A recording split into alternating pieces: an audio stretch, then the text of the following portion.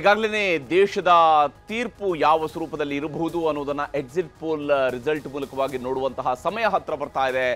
ದೇಶದಲ್ಲಿ ಈ ಬಾರಿ ಎಲೆಕ್ಷನ್ ಅಜೆಂಡಾ ಯಾವ ಸ್ವರೂಪದಲ್ಲಿ ಬದಲಾಗ್ತಾ ಹೋಯಿತು ಅನ್ನೋದನ್ನು ನಿಮಗೆ ತೋರಿಸಿದೆ. ಹಾಗೆಯೇ ಕರ್ನಾಟಕದಲ್ಲಿ ಈ ಬಾರಿ ಕಳೆದ ಬಾರಿ 2019ರಲ್ಲಿ 25 ಸ್ಥಾನಗಳನ್ನು ಮೊದಲ ಬಾರಿಗೆ 20ಕ್ಕೂ ಹೆಚ್ಚು ಸ್ಥಾನಗಳನ್ನು ಮೊದಲ ಬಾರಿಗೆ ಭಾರತೀಯ ಜನತಾ ಪಕ್ಷ ಗಳಿಸಿದ್ದು. ಕಳೆದ ಬಾರಿನೇ 25 ಸ್ಥಾನಗಳನ್ನು ಗಳಿಸಿತ್ತು. ಕಾಂಗ್ರೆಸ್ ಕೇವಲ ಒಂದೇ ಒಂದು ಸೀಟು ಮಾತ್ರ ಗೆಲ್ಲೋದಕ್ಕೆ ಸಾಧ್ಯ ಆಯಿತು. ಆದರೆ ಈ ಬಾರಿ 28ಕ್ಕೆ 28 ಗೆಲ್ತೀವಿ ಅಂತ ಹೇಳ್ಕೊಂಡು ಬಿಜೆಪಿಯವರು ಹೇಳ್ತಾ ಇದ್ದಾರೆ. 20ಕ್ಕೂ ಹೆಚ್ಚು ಸ್ಥಾನಗಳು ಅನ್ನೋದನ್ನ ಕಾಂಗ್ರೆಸ್ ಅವರು ಹೇಳ್ತಾ ಇದ್ರು. ಯಾವ ಸ್ವರೂಪದಲ್ಲಿ ಕರ್ನಾಟಕದ ಚುನಾವಣಾ ಅಖಾಡ ಈ ಬಾರಿ ಇತ್ತು ಅನ್ನೋದ್ರ ಬಗ್ಗೆ ಒಂದು ವರದಿಯನ್ನು ನಿಮಗೆ ತೋರಿಸ್ತೀನಿ.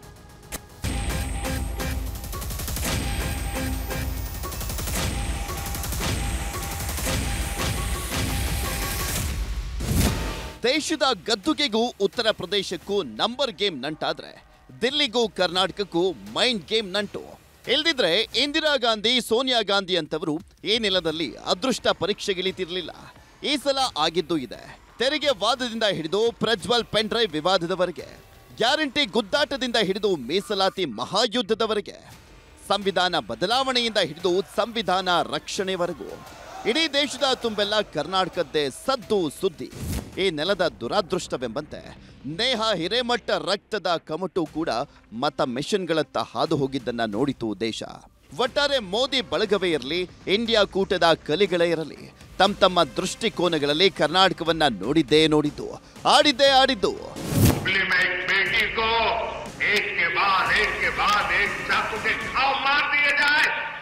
ಇಷ್ಟೆಲ್ಲ ಸದ್ದು ಗದ್ದಲಗಳ ನಡುವೆ ಈ ಕ್ಷಣದವರೆಗೂ ಕೂಡ ಕಾಡ್ತಾ ಇರುವಂತ ಕಟ್ಟ ಕಡೆಯ ಪ್ರಶ್ನೆಯೊಂದೇ, ಕರುನಾಡ ಮತ ಮಿಡಿತ ಯಾರ ಪರ?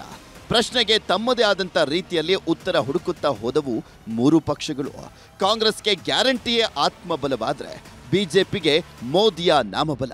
ಇಬ್ಬರ ನಡುವೆ ಅಸ್ತಿತ್ವದ ಹೋರಾಟದಲ್ಲಿದೆ ದಳ.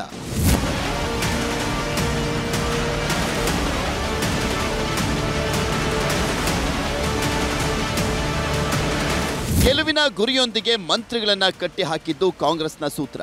ಮುಂದೆ ಎದುರಾಗಬಹುದಾದಂತ ಗೆಲುವಿನ ಕ್ರೆಡಿಟ್ ಇದರ ನೆರಳಲ್ಲೇ ನಡೆಯುತ್ತೆ ಎನ್ನಲಾಗ್ತಾ ಇರುವಂತ ಅಧಿಕಾರ ಹಂಚಿಕೆಯ ಗುಸುಗುಸು ಕಾಂಗ್ರೆಸ್ನ ಸೂತ್ರಕ್ಕಿರುವಂತ ಕಪ್ಪು ಚುಕ್ಕೆ. ಇತ್ತ ಯಡಿಯೂರಪ್ಪ ಅನುಭವ, ವಿಜಯೇಂದ್ರ ರಣೋತ್ಸಾಹ ಎಂದು ಬೇಟೆಗಿಳಿದಂತ ಬಿಜೆಪಿಗೆ ಅಂತ ಕಲಹದ್ದೇ ಆತಂಕ.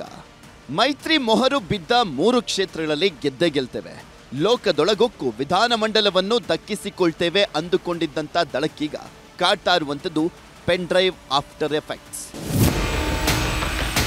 ತಂದೆ ತಾಯಿಗೆ, ತಾತಂಗೆ, ನನ್ನ ಕುಮಾರನಿಗೆ ಕ್ಷಮಾಪಣೆ ಕೇಳ್ತಾ ಈ 31ನೇ ತಾರೀಕು ಶುಕ್ರವಾರ ನಾನು SIT ಮುಂದೆ ಬರ್ತೀನಿ.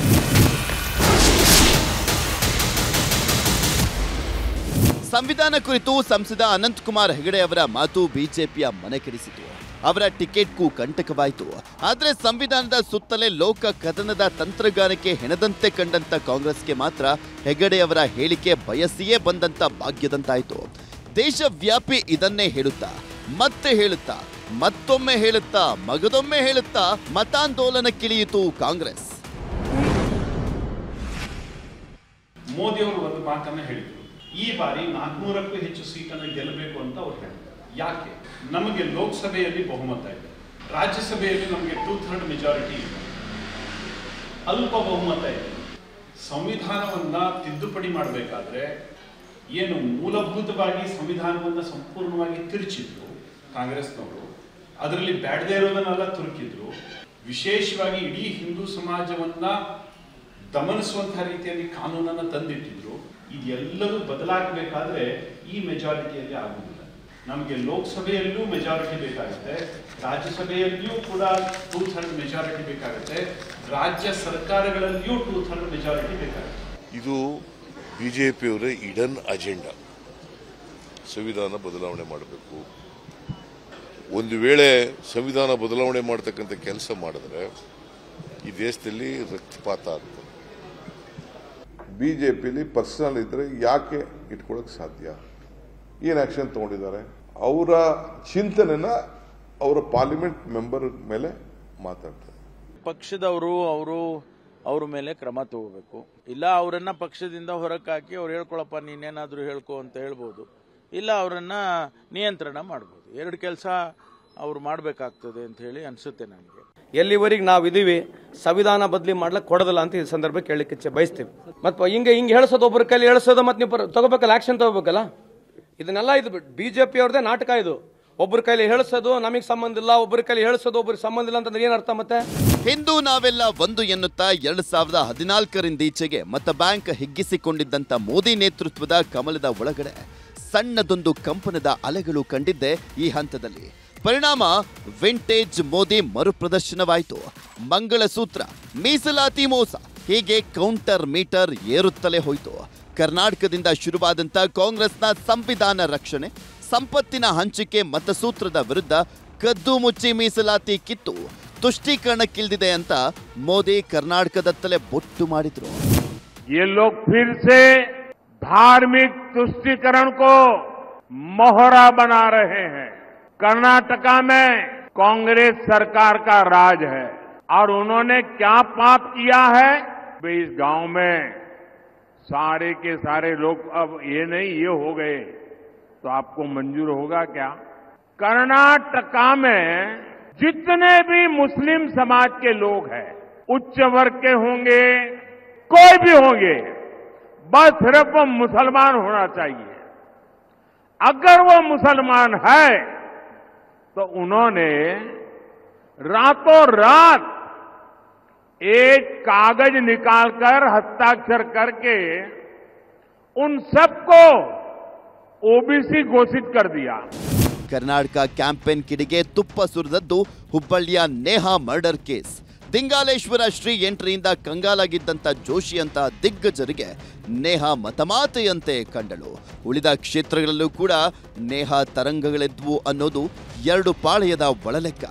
ಹೀಗೆ ಚರ್ಚೆಯ ದಿಕ್ಕು ಕಾನೂನು ಸುವ್ಯವಸ್ಥೆಯ ಸುತ್ತಲೂ ಶುರುವಾದಂಥ ಗಳಿಗೆಗೆ ಸರಿಯಾಗಿ ಸಿಡೀತು ಪೆನ್ಡ್ರೈವ್ ಭಾನಾಗಡಿ.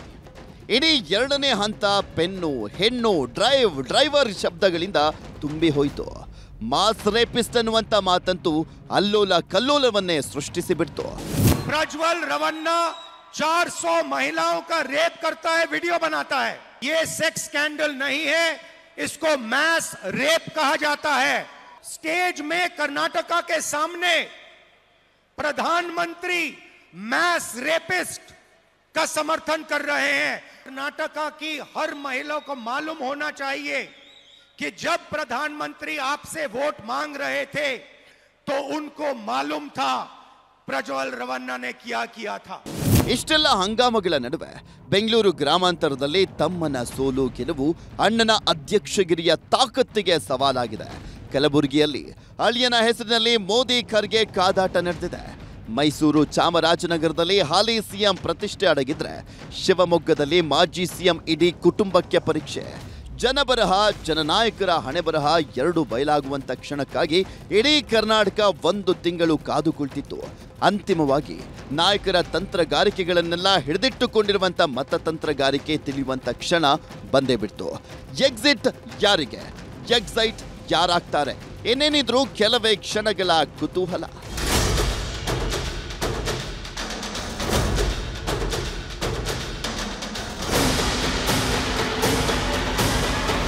Your report, News 18. ಈ ಎಕ್ಸಾಕ್ಟ್ ಪೋಲ್ ರಿಸಲ್ಟ್ ಬರೋದಿದೆಯಲ್ಲ, ಅಂದರೆ ಜೂನ್ 4ರಂದು ನಿಜವಾದಂತಹ ಜನರ ತೀರ್ಪು ಬರುವಂಥದ್ದಿಲ್ಲ, ಅದಕ್ಕಿಂತ ಮುಂಚಿತವಾಗಿರುವಂತಹ ಈ ಎಕ್ಸಿಟ್ ಪೋಲ್ ಸಹಜವಾಗಿಯೇ ಎಕ್ಸೈಟ್ಮೆಂಟನ್ನು ಕೂಡ ತಂದು ಕೊಡುತ್ತೆ. ಯಾರು ಗೆಲ್ಲಬಹುದು, ಯಾರು ಏನು ಮಾಡಬಹುದು ಅನ್ನುವಂಥದ್ದು ಸಹಜವಾಗಿಯೇ ದೇಶದ ಜನರ ಅಭಿಪ್ರಾಯದ ಆಧಾರಿತವಾಗಿ ಮಾಡುವಂತಹ ಇಂತಹ ಎಕ್ಸಿಟ್ ಪೋಲ್ನ ಮೂಲಕವಾಗಿ ನಮಗೆ ಗಾಳಿ ಯಾವ ಕಡೆಗೆ ಬೀಸ್ತಾ ಇದೆ, ಬದಲಾವಣೆಗಳು ಆಗ್ತಾ ಇದ್ದಾವ, ಯಾರು ಅಧಿಕಾರದ ಗದ್ದುಗೆ ಹತ್ರ ಇದ್ದಾರೆ, ಯಾರು ದೂರ ಇದ್ದಾರೆ ಅನ್ನುವಂಥದ್ದನ್ನು ತಿಳ್ಕೊಳ್ಳೋದಕ್ಕೆ ಸಾಧ್ಯ ಆಗುತ್ತೆ. ಆ ಒಂದು ಪ್ರಯತ್ನವನ್ನು ನಾವು ಇವತ್ತಿನ ಈ ಒಂದು ಮೆಗಾ ಎಕ್ಸಿಟ್ ಪೋಲ್ನ ಮೂಲಕ ಮಾಡೋಣ. ಕರ್ನಾಟಕದ ವಿಚಾರಕ್ಕೆ ಬಂದಾಗಲೂ ಕೂಡ ಅಷ್ಟೇ, 28ಕ್ಕೆ 25 ಸ್ಥಾನಗಳನ್ನು ಗೆದ್ದಿದ್ದಂತಹ BJP ಈ ಬಾರಿ 28ಕ್ಕೆ 28 ಕ್ಷೇತ್ರ ಗೆಲ್ತೀವಿ ಅಂತ ಹೇಳಿ JDS ಜೊತೆಗಿನ ಮೈತ್ರಿಯನ್ನು ಮಾಡಿಕೊಂಡು ಹೇಳ್ತಾ ಇದ್ರು.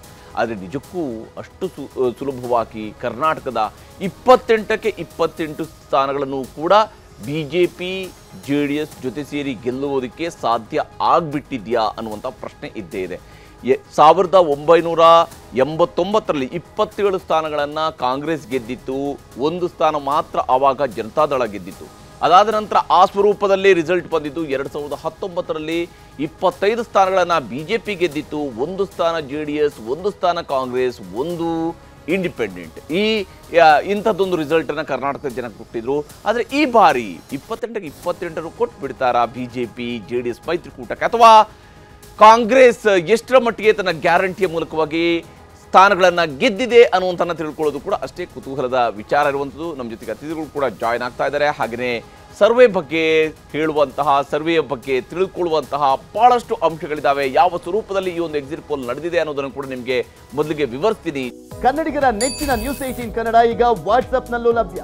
ಕರ್ನಾಟಕ, ದೇಶ ವಿದೇಶಗಳ 360 ಡಿಗ್ರಿ ಸುದ್ದಿಯ ವಿವರಗಳನ್ನ ನಿಮ್ಮ ಕೈ ಬೆರಳುಗಳಲ್ಲೇ ಪಡಿಲಿಕ್ಕೆ ಈ QR ಕೋಡ್ ಅನ್ನ ಸ್ಕ್ಯಾನ್ ಮಾಡಿ, ನಮ್ಮ ಚಾನಲ್ ಫಾಲೋ ಮಾಡಿ, ನೋಟಿಫಿಕೇಶನ್ ಆನ್ ಮಾಡಿ.